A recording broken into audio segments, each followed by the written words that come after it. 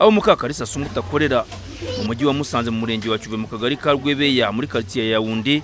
Izina rye ryarogiye kubera kotsa itungo ry'akabenzi cyangwa misaya myiza, n'abatamuzi we barahasi. Ntabwo nayinzi ko ari umudamu, higeze nyuma mugiye ko ndabaza ati Assumpta n'uwe, mbona n'umudamu rwose umeze neza. Baza rero bari kubaza ubundi kwa Assumpta nta muntu utamuzi, kabenzi ke rwose nanjye njya nkari.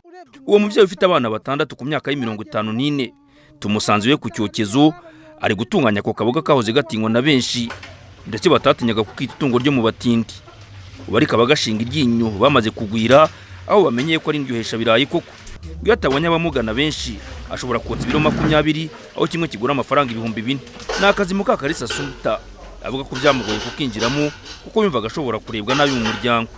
Kuko nanjye aka kazi nagatangiye ntinya ndi kuvuga se abantu barabona ndi gutema inyama, abantu barabona ndi kotsa nkahereza abagabo bakarya. Ngewe naje kugira ikibazo, umuntu aturuka i Kigali agaturuka Igisenyi agaturuka ahantu hose ati mundangire kwa Assumpta. Ese umugabo wanjye azajya yumva ko urugo rwe rwahindutse urwanjye? Ubwo baravuga ati rwose ntugire ikibazo, ati nuko nyine ari we aka kazi wakitangiye, niyo mpamvu ari ho baza bagana. Umugabo wanjye rwose nta kibazo bigiramo, aravuga rwose ati mugore wanjye amamara. Assumpta wafatanyije n'umugabo we muri iyo myaka 14 bakubaka inzu zirimo n'iz'ubucuruzi, avuga ko nabandi bamwigiraho bagatinyuka nkuko Leta y'u Rwanda ibishishikariza buri wese gukura amaboko mu mifuka agakora.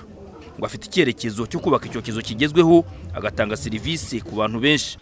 Ntabwo twagiragaho turambika umusaya. Intumbero nyamukuru mfite niyo kugira igikoni kijyanye n'igihe, wenda ndi gucuruza ibiro 20 ku buryo nzagera naho ncuruza n'ibiro na 50. Noneho kwa gutinya ubu kwavuyeho ubu n'ugukora. Ntibagatinye ngo aka kazi ngo sinagashobora, ngo aka nakumugabo. Nibitinyuke bakore, nta kazi k'umunyagara kabaho, nta murimo n'umwe tudashoboye. Perezida wa Repubulika yo kabaho yaradutinyuye, nibatinyuke dukore. Abagana kwa Assumpta kuhasaba serivisi ndetse n'abaturanyi be b'abacuruzi bakorana bya hafi bavuga ko uyu mugore ari inkwakuzi kandi yakwigirwaho n'abandi batinya imirimo imwe n'imwe cyangwa bakayipfobya.